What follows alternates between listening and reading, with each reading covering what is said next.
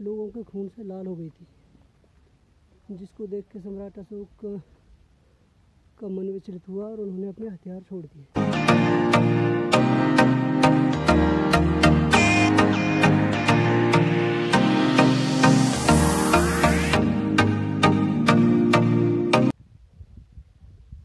तो भाई थोड़ी दूर बस पहुंचने वाले हैं, पर यार कभी उड़ीसा हो ना तो भूल कर भी गर्मियों में नहीं आना चाहिए। एक्चुअली जितने भी समुद्र के किनारे वाले एरिया हैं यहाँ पे गर्मियों में आना ही नहीं चाहिए। यहाँ पे 38 का टेम्परेचर है बट फील है 46 की। मेरे पसीने के मारे हालत ख़राब हुई पड़ी है भाई। सर्दियाँ बहुत अच्छी हैं यहाँ की, वो मैंने देखी है, क्योंकि यहाँ पे इतनी ज़्यादा सर्दी नहीं होती है। और गर्मी में चल चल के हालत ख़राब हो जाती है। सर्दी में तो आप कितना भी चल लो।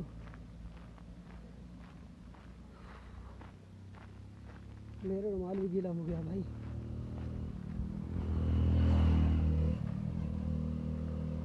चलिए मैं बैक कैमरा ऑन कर लेता हूँ। बीच बीच में कुछ मंदिर वगैरह कुछ पड़ रहे हैं तो उनको भी दिखा देता हूँ। एक ये है मंदिर, पता नहीं है किसका, ये तो मुझे पता नहीं है, देखते हैं। पर यहाँ पे ज़्यादातर उड़िया भाषा में लिखा होता है।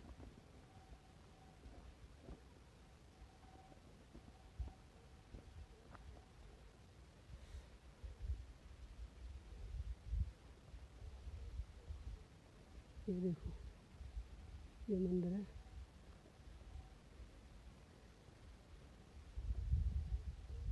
ये बैठने लेटने के लिए जो ये बना हुआ है, चारों साइड से खुला होता है, इसमें हवा बहुत अच्छी आती है। ओहो, ये पहुंच गए हम, बस पहुंचने वाले हैं। ऊपर है, थोड़ा दूर तो है, पहाड़ी के ऊपर है तो घूम के जाना पड़ेगा। चलो भाई चलते हैं, जाना तो है ही। अच्छा इधर क्या है, इधर भी देखे थोड़ा।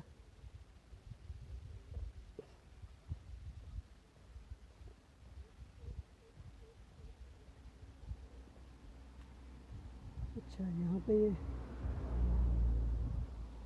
कुछ घर है, होटल है, मूर्तियाँ बनी हुई हैं काफ़ी सारी। चलिए यहाँ पे भी देखते हैं, कहीं से रास्ता होगा तो यहाँ पे भी जाएंगे। पर पहले हमारा टारगेट है ये शांति स्तूप। पहले हमें यहाँ पे चलना है, फिर देखते हैं। ये क्या क्राफ्ट बाज़ार, ओह तो पहले वहाँ होके आते हैं। क्राफ्ट बाज़ार में ज़रूर चलेंगे, पर ये तो बंद पड़ा है। क्राफ्ट बाज़ार बंद है, शायद सीज़न ऑफ होगा इसलिए बंद है। कोई नहीं, अगर कुछ लिखता है तो यार उड़िया में लिखता है, मेरे को समझ नहीं आता। एक और लैंग्वेज होनी चाहिए, इंग्लिश में तो होना चाहिए, जो कॉमन लैंग्वेज हर कोई पढ़ ले। कुछ यहाँ के लोकल लोग हैं जो हिंदी नहीं पढ़ पाएंगे, पर इंग्लिश तो हर कोई पढ़ लेता है, हमारे जैसा बंदा जो इतनी दूर से धक्के खाते हुए घूम रहा है। चलो मैं आगे चल के आपको शांति स्तूप भी दिखाऊंगा, कुछ बीच में हुआ तो अच्छा सा मैं वो भी दिखाऊंगा। तो ये क्या है, ये एक रास्ता जा रहा है नीचे की तरफ। ये कोई पार्किंग वगैरह होगी यहाँ की, जहाँ तक मुझे लग रहा है, पर मेरी समझ से बाहर है। ये इधर गाँव है, कोई गाँव जो घर बने हुए हैं। चलिए यहाँ पे कुछ शॉप लगी हुई है, जैसे पानी चाय के लिए। चाय पानी की तो सब किसी को ज़रूरत होती है, और ऐसी गर्मी में तो भाई पानी की बहुत ज़्यादा ज़रूरत है। यहाँ पे तो पसीना निकल के मेरे अंदर के सारे कपड़े भीग गए। खैर कोई नहीं, पहुँच तो गए, पहुँच के शांति मिलती है। तो आखिर शांति स्तूप पे जा रहा हूँ। ये ऊपर शांति स्तूप का ही है, बस जस्ट पहुँचने वाला हूँ। और ऊपर पहुँच के मैं थोड़ी हिस्ट्री भी बताऊँगा क्या है क्या नहीं है, ठीक है। चलिए ये है यहाँ पे एंट्री पॉइंट।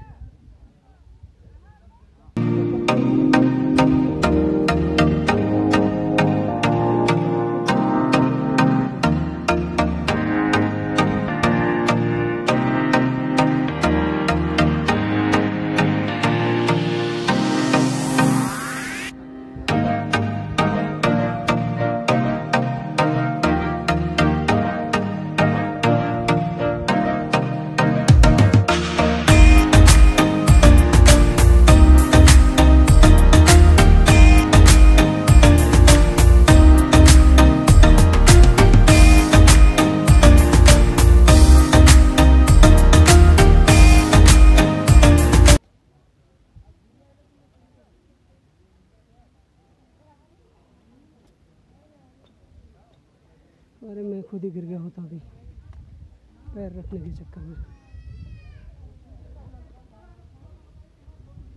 ये है महात्मा बुद्ध की मूर्ति जो काफ़ी पुरानी है, दिखा देती हूँ।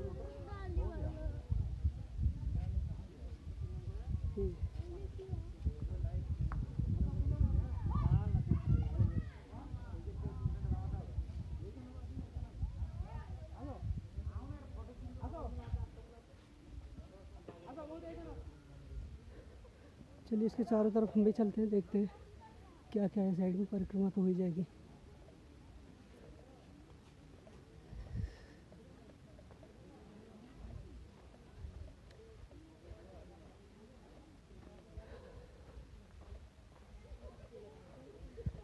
एक्चुअली अभी तो इसमें काम चल रहा है, तो काफ़ी पुराना हो गया, कुछ रीवर्किंग हुआ, पेंटिंग वगैरह।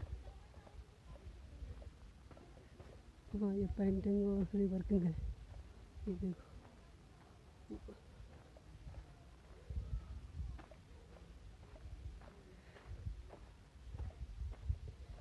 इधर क्या है, इधर भी देखिए कुछ। ओहो ये सिटी नज़र आ रही है। एक्चुअली एरिया तो भुवनेश्वर का ही है। हाँ ये है वो नदी जो दया नदी है।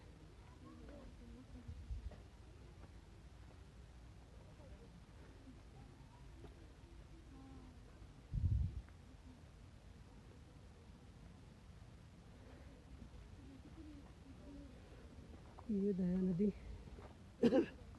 कहते हैं जिस टाइम पे कलिंग का युद्ध हुआ था, तो ये दया नदी लोगों के खून से लाल हो गई थी, जिसको देख के सम्राट अशोक का मन विचलित हुआ और उन्होंने अपने हथियार छोड़ दिए।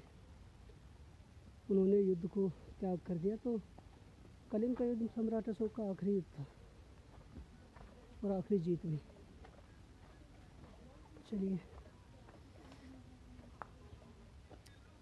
यहाँ से कुछ व्यू अच्छा आ रहा है।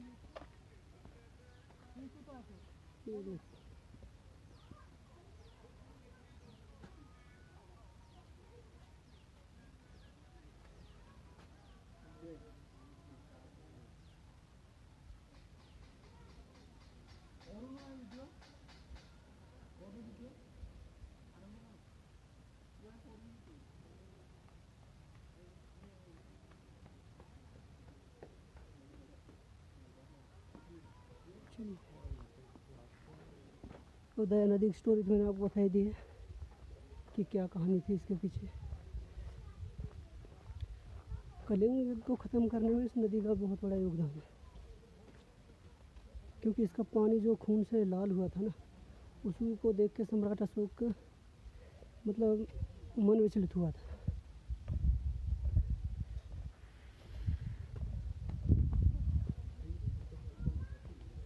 इधर क्या है, इधर भी चलते हैं, देखते हैं क्या है, आपको दिखाते हैं।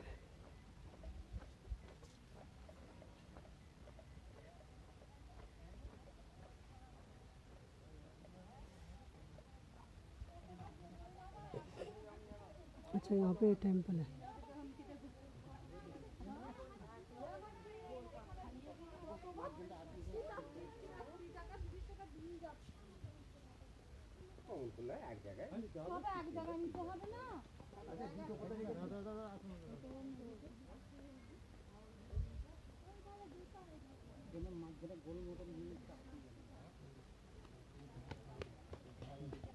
चलते हैं मंदिर में, देखते हैं क्या है क्या नहीं है।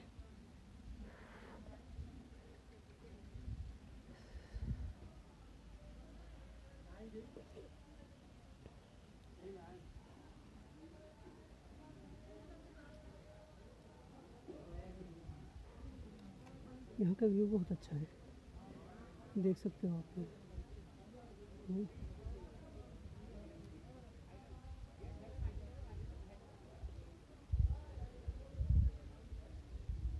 चलिए अब आपको मंदिर भी दिखा देते हैं।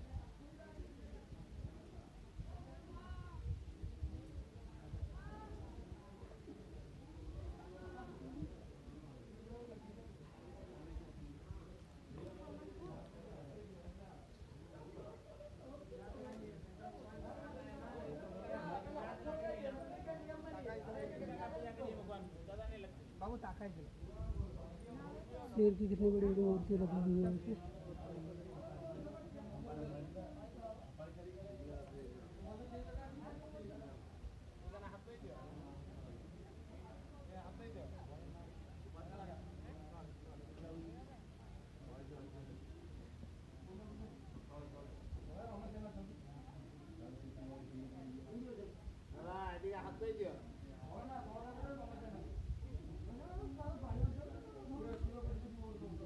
अच्छा ये है जो धवलगिरी मंदिर जी, यहाँ पे उनका भोग मिलता है, मतलब प्रसाद।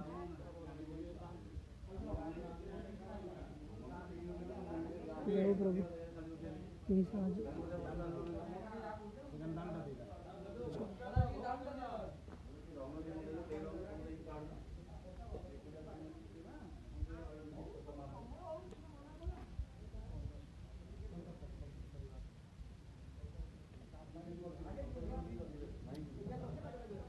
ये गणपति बप्पा।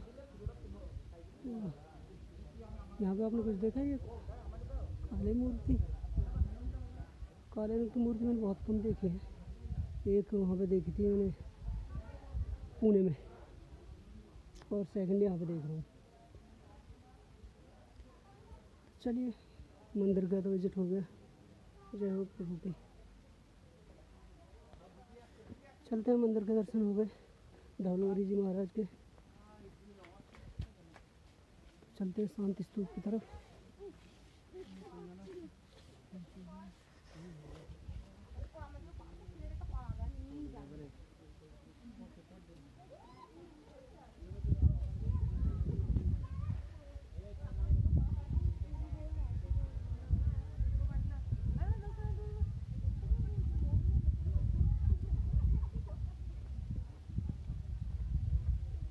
अभी तो यहाँ पर काम चल रहा है तो एंट्री नहीं होने दे रहे हैं, शायद इसीलिए भीड़ नहीं है यहाँ पे।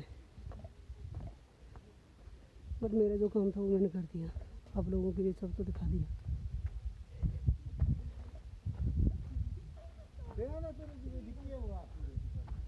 अच्छा, ये बाद में बनाया गया होगा।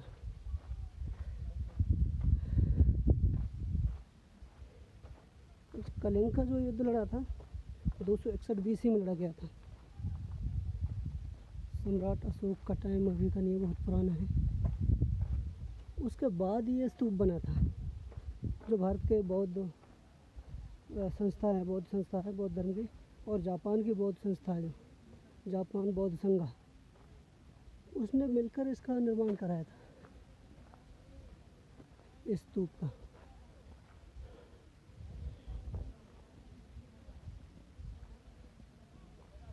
इसमें आप देख सकते हो ऊपर, इसमें जो झलकी है जापानी झलकी हुई है, क्योंकि जापान के मठ ने इसका निर्माण में सहभागिता थी तो उनकी झलकी तो मिलनी होनी है।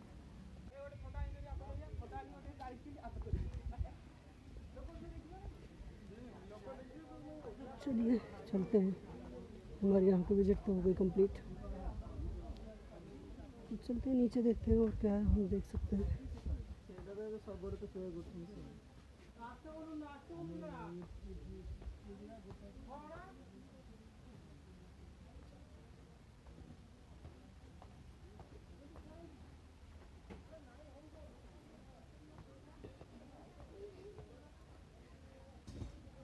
एक्चुअली मुझे अपने जैकी के लिए एक टॉय लेना था। अब आप लोग पूछ रहे होंगे कि जैकी कौन है? जैकी एक्चुअली मेरी डॉगी है, पर मुझे उसके लिए ऐसा चाहिए जैसे वो तोड़े ना फाड़े ना, जो सॉफ्ट कपड़े का जो टॉय आता है।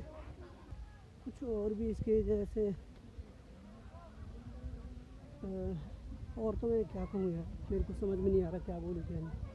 एक तो गर्मी से वैसे हालत ख़राब हो गई, मेरा रुमाल देखो भाई भीग के ऐसा हो गया, और मेरी शक्ल देख रहे होंगे पसीने में बिल्कुल लथपथ हो गया हूँ। अपनी साइड में हो जाते हैं। चाय वगैरह तो मैं पीता नहीं।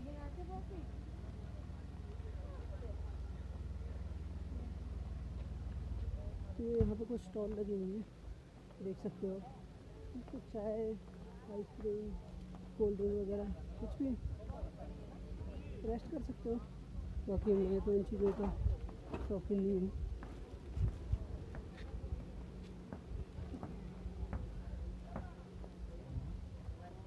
कोई कैमरे के अंदर देख देख के रख रहा है कि क्या हो रहा है क्या नहीं। तो कोई नहीं, चलिए आगे देखते हैं कुछ हमें मिलता है क्या जिसको हम और एक्सप्लोर कर सकते हैं। बाकी अब वापस तो चलना ही, मुझे यहाँ से पैदल जाना पड़ेगा और दूर बहुत है भाई। खैर जाना है तो जाना ही है।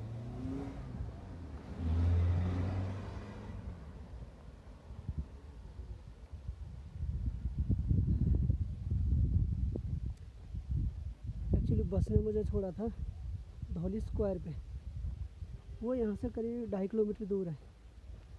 तो वहाँ से आते टाइम पे एक अंकल थे, उन्होंने गाड़ी रोक ली अपने आप ही, वो लेके आ गए। अगर मैं ऑटो करके लाता तो ऑटो सीधा यहीं पे रुकता, बीच का जो हमारे बीच में जो कुछ हमें व्लॉगिंग में करना था, जो शिलालेख थे वो देखने थे, वो सब रह जाता और फिर वो जल्दी जल्दी करता। कुछ अगर गाड़ी वगैरह टैक्सी करके लाते हैं तो उसमें आने में थोड़ी प्रॉब्लम ये होती है कि हमारे पास टाइम लिमिटेड होता है। और अब कुछ नहीं है, अब तो राजा हैं, अपनी टाइम के हिसाब से चलेंगे। जैसे जब तक कुछ सारा एक्सप्लोर नहीं होता जब तक अपने लगे रहो। चलिए ठीक है, अगर कुछ मिलता है रास्ते में तो मैं आपको दिखाता हूँ, नहीं तो हमारा ब्लॉग हो सकता है यहीं पे समाप्त हो जाए। मिलते हैं नेक्स्ट ब्लॉग में। और आपको पता ही हमारा उड़ीसा का जो व्लॉग की सीरीज़ चल रही है, उसी के तहत मैं उड़ीसा में जितने भी जो हैं मेरी नज़रों में जो घूमने के लिए जगह है या जिनको मैं एक्सप्लोर कर सकता हूँ, वो मैं आप सभी को दिखा रहा हूँ। आप हमारे चैनल के जो प्लेलिस्ट में जाके आप और भी ब्लॉग हैं, जैसे पुरी का हो गया और बाकी और भी ब्लॉग हैं, बहुत सारे ब्लॉग हैं, वो आप देख सकते हो। और भाई लाइक कर दिया करो, बहुत मेहनत लगती है। 2000 किलोमीटर दूर आके ब्लॉगिंग कर रहा हूँ, ठीक है। और थोड़ा सा कष्ट करके सब्सक्राइब भी कर लो। भाई का चैनल अभी तो ऐसा ही है, छोटे मोटे हैं हम तो भाई, पर मेहनत बहुत लगती है भाई। कोई कह दे कि वीडियो कैमरा लेके ऐसे ही निकल पड़े और हो गई ब्लॉगिंग, ऐसा नहीं होता। जैसा आप देख रहे हो मैं उड़ीसा में आया हूँ और मैं हूँ कहाँ से, फरीदाबाद से, हरियाणा से। तो भाई बहुत कुछ मेहनत लगती है यार।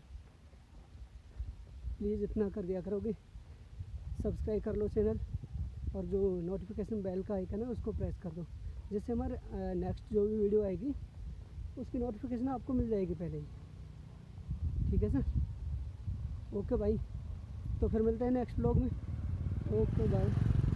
भाई फाइनली मुझे गाड़ी मिल गई है, गाड़ी का बाइक मिली है, भैया ने मुझे लिफ्ट दी है, नहीं तो पैदल ही आना पड़ता। हाँ ये देखो भैया बाइक चला रहे हैं, एक बार आया बोल देना भैया। तो बाइक मिल गई मुझे, ये अच्छा हुआ कि मैं जल्दी पहुंच जाऊँ, नहीं तो 2 ढाई किलोमीटर मुझे पैदल जाना पड़ता। यहाँ पे ये दिक्कत है कि यहाँ पे ना तो कोई बस आती है और ना ही कोई ऑटो वगैरह जो शेयर्ड ऑटो होते हैं ये चलते हैं ना। ऑटो मिलता है, ऑटो अगर आप यहीं से लेके जाओगे तो वापस उसी में आ सकते हो, वहाँ से आपको कुछ नहीं मिलेगा। और यहाँ पे जाने के लिए आपको भुवनेश्वर जाना है। जैसे दिल्ली से आते हो तो दिल्ली से भुवनेश्वर, भुवनेश्वर से आप पुरी के लिए जो बस जाती है वही बीच में पड़ता है धौली स्क्वायर, वहाँ पे बस उतार देगी। यहाँ से आपको ऑटो मिल जाएगी।